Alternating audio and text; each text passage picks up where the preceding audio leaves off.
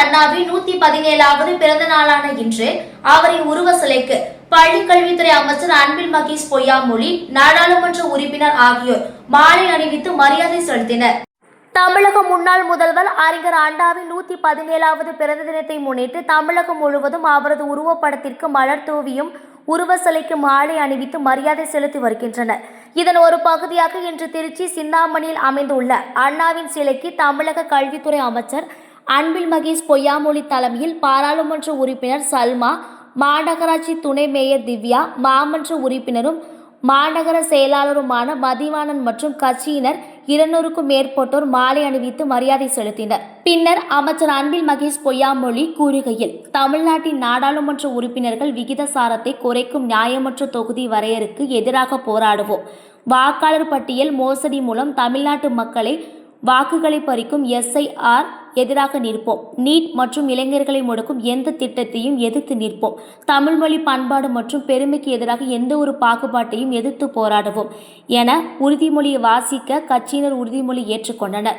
இதனைத் தொடர்ந்து பெரம்பலூர் பாராளுமன்ற உறுப்பினர் KN அருண் நேரு, மத்திய மண்டல செயலாளர் வைரமணி, சட்டமன்ற உறுப்பினர் பழனியாண்டி, முன்னாள் சட்டமன்ற உறுப்பினர் அன்பில் பெரியசாமி, மாமன்ற உறுப்பினர் முத்துசெல்வம், குடமுருட்டி ஆறுமுகம் மற்றும் கட்சியினர் ஏராளமான அண்ணாவின் உருவ சிலைக்கு மாலை அணிவித்து மரியாதை செலுத்தினர்.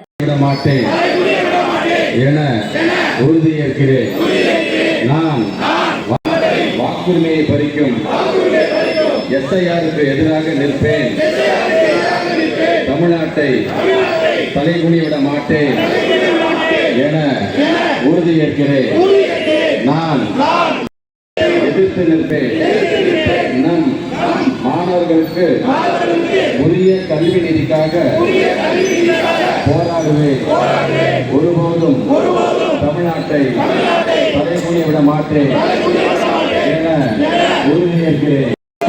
எதற்காகவும் தமிழ்நாட்டை தலைகுனிய விட மாட்டேன் என உறுதியேற்கிறேன். நான் பெண்கள், விவசாயிகள், மீனவர்கள், நெசவாளர்கள், தொழிலாளர்கள் என ஒவ்வொரு உழைக்கும் வர்க்கத்தின் நலன்களையும் பாதுகாக்க தேவையான நிதிக்காக போராடுவேன். தமிழ்நாட்டை தலைகுனிய விட மாட்டேன் என உறுதியேற்கிறேன்.